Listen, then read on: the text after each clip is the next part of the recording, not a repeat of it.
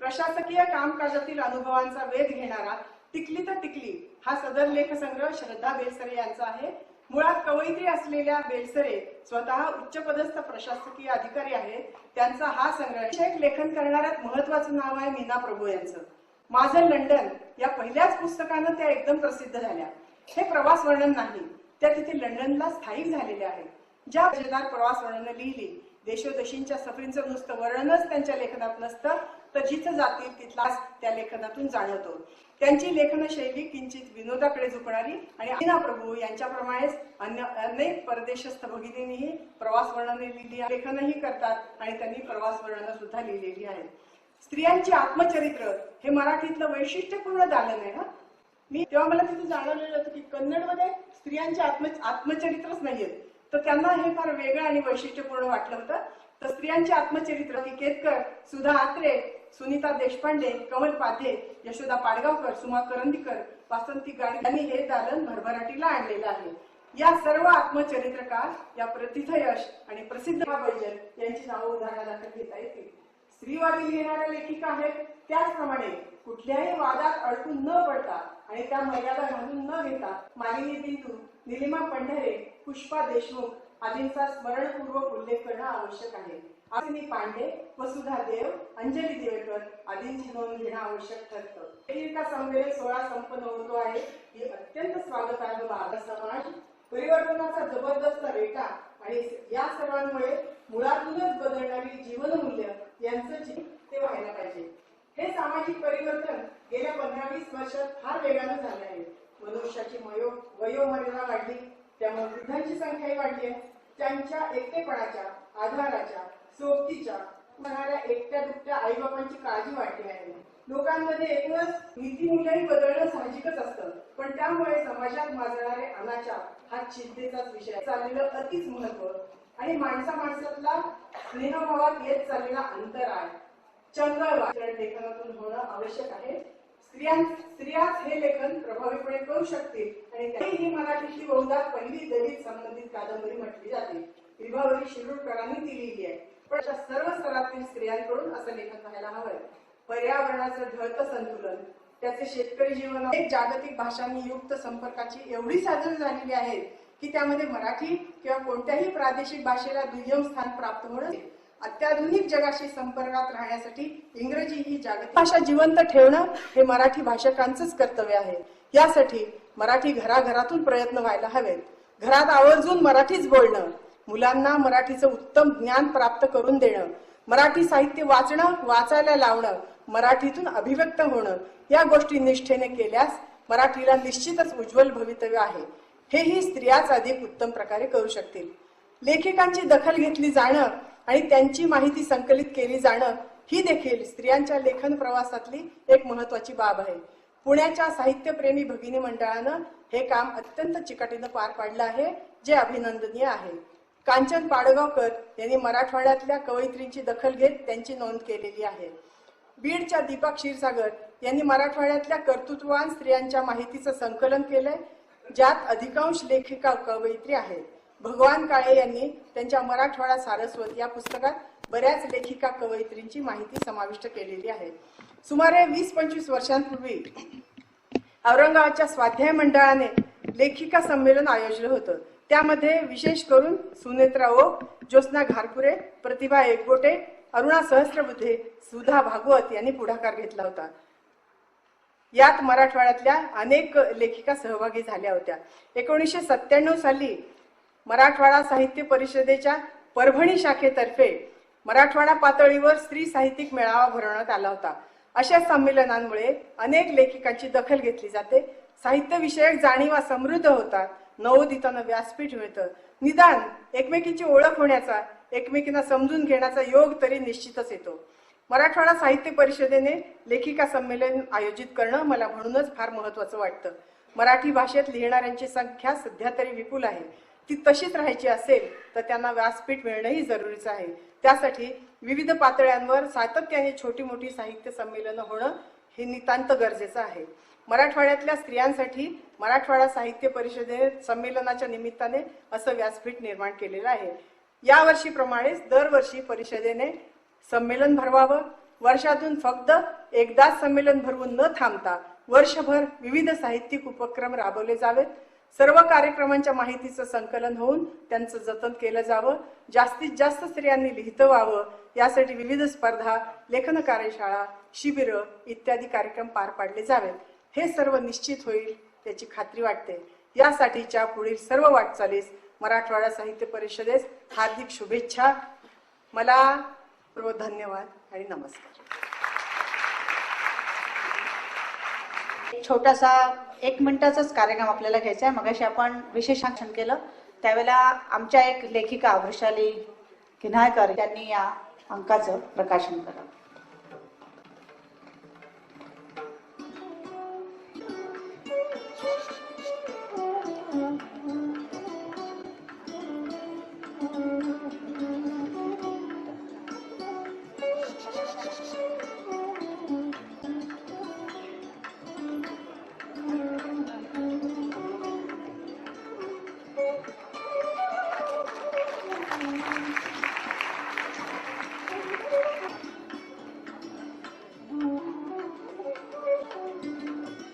या आज नव्या जोमास होत आहे. मातीच्या आत्म्यातून उगवणाऱ्या अक्षर सुगंधाशी असणारं नातं विचार सुगंधाशी श्रीमती अनुराधा वैद्य यांनी अध्यक्षपद स्वीकारून मार्गदर्शन केले. याबद्दल आम्ही त्यांचे आभार व्यक्त करतो. तर उजेडाची आरती घ्यावी लागते. साहित्याला दिशा व गती मिळायची असेल तर साहित्य संमेलन या रूपात नेहमीच जाणवतात. आम्ही त्यांचेही आभार मानतो. यांनी आपला अमूल्य वेळ देऊन उपस्थिती नोंदवली याबद्दल त्यांचेही आभार. या प्राध्यापिका रसिका देशमुख, कोषाध्यक्ष डॉक्टर हेमलता पाटील, उपाध्यक्ष इथे संपला. हे साहित्य संमेलनाच्या वतीने मी जाहीर करते. त्याचा आस्वाद घ्यावा. आता राष्ट्रगीताची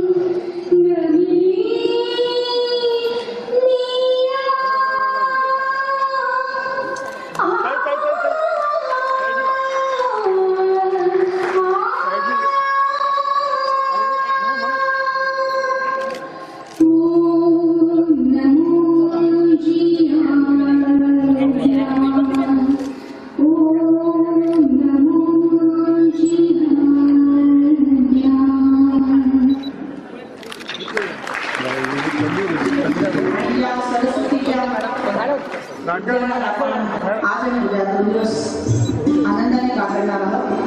त्या सरस्वतीची आमच्या बहिणाबाईंच्या आज त्या ठिकाणी आठवण होणं स्वाभाविक आहे आणि म्हणूनच निर्मा या ठिकाणी बहिणाबाईंचं माझी माय सरस्वती माझे शिकविते देवी एका बहिणाच्या मनी किती गुपित पेरले माझ्या स्त्री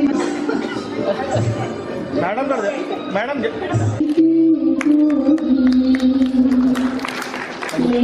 बहिणाच्या मनी किती गुपित माझ्या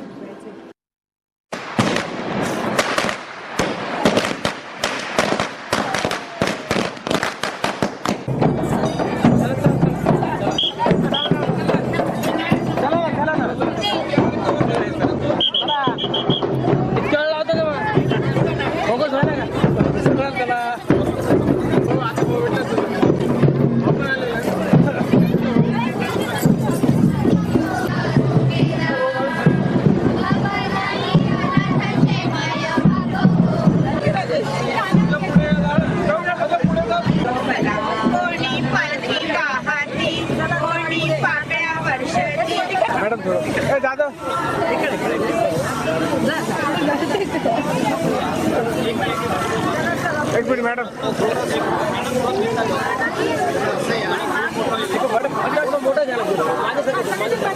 पाठीमागे थोडं पाठी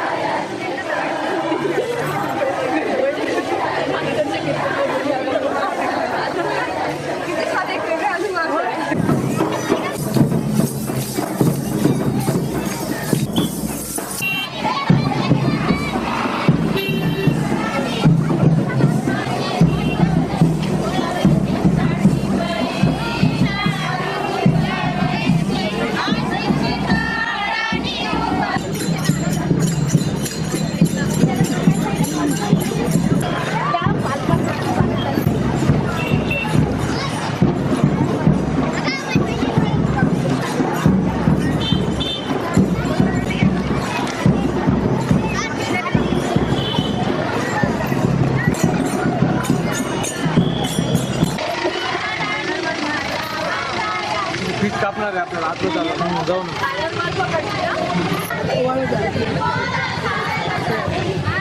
हो मॅडम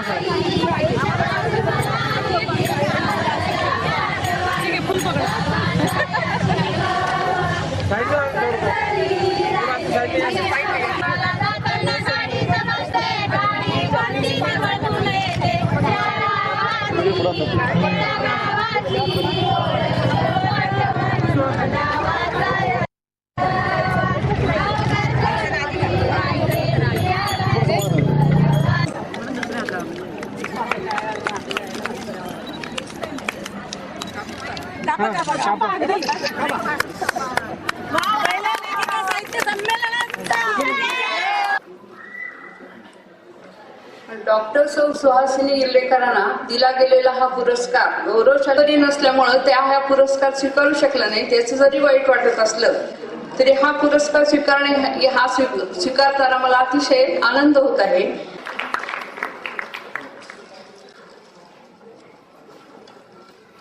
तेवढ्याच थोर साहित्यिका डॉक्टर तारा परांजपे हैदराबाद मुक्ती संग्रामामध्ये त्यांनी आपलं फार मोठं योगदान दिलं. त्यांचा परिवारकीबाई सीमा प्रदेशातील भावगंधा लोकसाहित्याचं नवेदालन त्यांनी सुरनाथराव परांजपे यांच्या स्मृतीच्या संकलनाचा हा ग्रंथ आहे. जयप्रभा निघून जातात, त्यांच्या नकळत काही पिस जागोजागी पडून राहतात. त्यांच्या नकळत काही पिस जागोजागी कार्यक्रमामध्ये आपण खुलं ठरावांचं वाचन या ठिकाणी परिषदेचे कार्यवाह कुंडली कातकरे यांनी करावं असं मी त्यांना विनंती करतो. कुंडलीच्या मालिका विविध वाहिन्यांमधून येणाऱ्या जाहिराती, मुद्रित प्रसार माध्यमातून येणाऱ्या जाहिराती यातून स्त्रियांचे जे विकृत दर्शन घडविले जाते ते सांस्कृतिक अधपतन आहे. याचे उमलत्या पिढीवरती दूरगामी अनिष्ट परिणाम होऊ शकतात.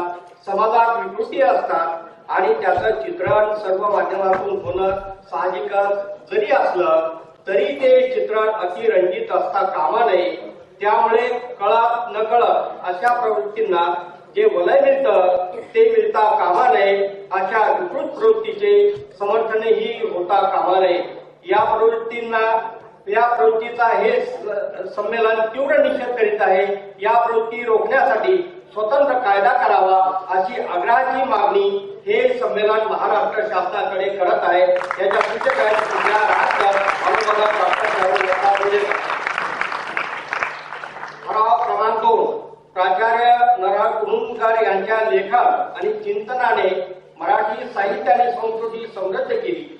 प्राचार्य कुरुंदकर यांनी केलेली मीमांसा साहित्यिक, सांस्कृतिक, वाङ्मयीन, सामाजिक आणि राजकीय क्षेत्रांना प्रेरक ठरली आहे.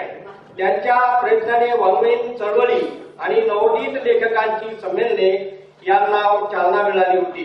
विशेषतः मराठवाड्यातील वाङ्मयीन अभिरुचीची संपन्न करण्याचं महत्वाचं कार्य नरहर कुरुंदकर यांनी केलं आहे. म्हणून नरहर कुरुंदकर यांचं उचित असं स्मारक नांदेड महापालिका आणि महाराष्ट्र शासनाने नांदेड येथे तातडीने उभे करावे अशी आग्रहाची मागणी हे संमेलन नांदेड महापालिका आणि राज्य शासनाकडे करीत आहे. सूचक आहे डॉक्टर ऋषिकेश कांबळे, अनुवादक डॉक्टर हेमलता पाटील. ठराव क्रमांक 3 अतिशय महत्वाचा आहे. उत्तर प्रदेशात हिंदी लोकभाषा आणि राजभाषा आहे. उत्तर प्रदेश विधानमंडळाच्या सदस्याने लोकभाषा आणि राजभाषा हिंदीतूनच शपथ घ्यावी असा नियम केलेला आहे. महाराष्ट्राशिवाय इतर भाषिक राज्यांनी त्या राज्याच्या राजभाषा आणि लोकभाषेत शपथ घ्यावी असे नियम केलेले आहेत. हिंदी ही राष्ट्रभाषा आहे हा भ्रम हिंदी भाषिकांनी महाराष्ट्रात पद्धतशीरपणे बसविला आहे. हिंदी एकटी राष्ट्रभाषा नसून राज्यघटनेत नमूद केलेल्या एकूण 22 भाषा ह्या राष्ट्रभाषा आहेत. हिंदी राष्ट्रभाषा आहे या भ्रमातून महाराष्ट्राच्या विधिमंडळात हिंदी भाषेला स्थान देणे अनुचित आहे. उत्तर प्रदेश आणि इतर राज्याप्रमाणे महाराष्ट्र विधानमंडळानेही महाराष्ट्राच्या राज्यभाषेतून आणि लोकभाषेतून म्हणजे मराठीतूनच शपथ घ्यावी असा नियम करावा अशी आग्रहाची मागणी महाराष्ट्र सरकारकडे हे संमेलन करीत आहे. सूचक आहे साहित्य परिषदेचे अध्यक्ष प्राचार्य कौतुकराव ठाले पाटील, अनुवादक प्राध्यापक विद्या पाटील, देवीदास कुलकर्णी, डॉक्टर हेमलता पाटील. ठराव क्रमांक 4 मराठवाडा हा प्रदेश संयुक्त महाराष्ट्रात विनाअट सामील झाला आहे. मात्र मराठवाड्याची सांस्कृतिक उपेक्षाही राज्य सरकारने सजग केली आहे. परंपरेने चालत आलेल्या मराठवाड्यातील आमच्या लोककला हस्तगत होत आहे. त्यांचे जतन होणे आवश्यक आहे. म्हणून मराठवाड्यात स्वतंत्र अशी लोककला अकादमी स्थापन करणे शासनाची जबाबदारी आहे. ही अकादमी राज्य सरकारने औरंगाबाद येथे लवकरात लवकर सुरू करावी, करण्यासाठी पावले उचलावेत अशी मागणी हे संमेलन राज्य सरकारकडे करीत आहे. सूचक आहे डॉक्टर ज्योती दासरथी, मराठवाडा साहित्य परिषदेचे अध्यक्ष मान्य श्री, त्याचप्रमाणे विद्या पाटील. सकाळी 8 वाजेपासून सुरू झालेल्या या लेखिका साहित्य संमेलनाच्या अखेरच्या मराठवाडा साहित्य परिषदेनं स्वागताध्यक्ष म्हणून माझं नाव सुचवलं तेव्हा खरं तर मला फार असं दडपण आलं होतं. पार पडू शकले असं मला वाटते. अत्यंत उत्तम टीमवर ज्याला म्हणता येईल ते माझ्या सगळ्या सहकार्याने केलं. लेखिका वेगळी असते का असा मला संभ्रम पडलेला आहे. पु ल देशपांडेंनी पण हे म्हणलेलं होतं मागे की पुरुष लेखिका असते का. आम्ही जेव्हा भरपूर वाचतो त्यावेळेला लक्षात येतं की पुरुष लेखिका पण असतात.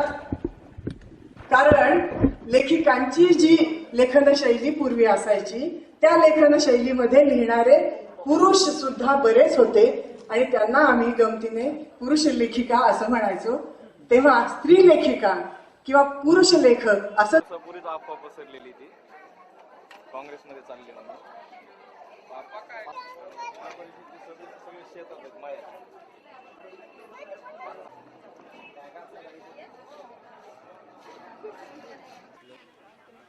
गेलं आहे. काय सांगाल या सगळ्या संमेलनाच्या यशस्वीतेबद्दल आणि येणाऱ्या काळामध्ये या संमेलनाच्या निमित्तानं खरंच महिला सक्षमीकरण आणि महिलांच्या साहित्याचं काहीतरी नवं योगदान साहित्याला मिळेल का, काय वाटतं तुम्हाला? मला असं वाटतं की हे जे संमेलन महिलांच्याकरता वेगळं घेतलं आहे हे एक ऐतिहासिक संमेलन आहे. कालच मी असं म्हटलं होतं की वेगळी महिलांची संमेलनं घ्यावीत का, ती घ्यायला हवीत. याचं कारणही असं आहे की महिला थोड्याशा मुळात संकोची स्वभावाच्या असतात. फार पटकन आपणही सगळी ठिकाणी जर बघितलं तर काही अगदी खरंच काही अर्ध प्रतिनिधित्व महिलांना मिळत नाही. मग अशा वेळेला त्यांनी जे उत्तम विचार मांडलेत ते पण समाजापुढे येणं खूप गरजेचं आहे. आपण जर पाहिलं असेल तर आजच्या संमेलनामध्ये जशा शहरी महिला होत्या अशाच ग्रामीण भागातल्या महिला होत्या ज्यांनी उत्तम लेखन केलं. अशाही महिला होत्या की ज्या आता हळूहळू लिहित्या होत आहेत. या सगळ्या महिलांना उत्तम व्यासपीठ देण्याचं काम या संमेलनानं केलं आहे. आणि मला असं वाटतं की आता येणाऱ्या काळामध्ये या महिलांना स्वतःचं आत्मभान मिळेल, आपल्या लिहिण्याची एक दिशा त्यांना अतिशय उत्तम रीतीने मिळेल आणि ही दिशा मिळावी या दृष्टिकोनातून हे संमेलन खूप महत्त्वाचं झालेलं आहे. यासोबतच मला एक सांगायचं वाटतं की आपण जर बघितलं असेल तर शेवटी समाजाचं सगळं चित्रण हे प्रत्येकाच्या म्हणजे स्त्री असो किंवा पुरुष असतो या दोघांच्या लेखनामधनं येत असतं. आणि स्त्री ही तर कुटुंबाचा कणा आहे. मग समाजामध्ये जे काही घडतं आहे याचं प्रतिबिंब तिच्या लिखाणामध्ये येतच. तसंच जे काही म्हणजे आपल्याकडं असतं त्याच पद्धतीने हे व्यक्त केलं जातं. तर कुठेतरी यालाही अतिशय महिलांनी कोणत्या कोणत्या विषयांवर लेखन केलेलं आहे. अजून कोणती क्षेत्र अशी की जिथं महिलांचं अजून लेखन झालेलं नाही आहे, अजून त्यांच्या जाणीवा समर्थ झालेल्या नाहीत, ह्याचा सुद्धा उहापोह आज आपण या संमेलनामध्ये केला आहे. मला असं वाटतं की अगदीच लगेच सगळं 100% सगळं मिळालं का तर नाही, पण एक खूप चांगली सुरुवात या निमित्तानं झालेली आहे. आणि पुढच्या येणाऱ्या काळामध्ये अधिकाधिक महिला प्रगल्भ होतील, उत्तम रीतीने लिहितील, सुनियोजनबद्ध आणि नेटकं लिहितील आणि समाजाला शेवटी एक चांगला विचार देण्याचं काम हे महिला संमेलन करेल असं मला वाटतं.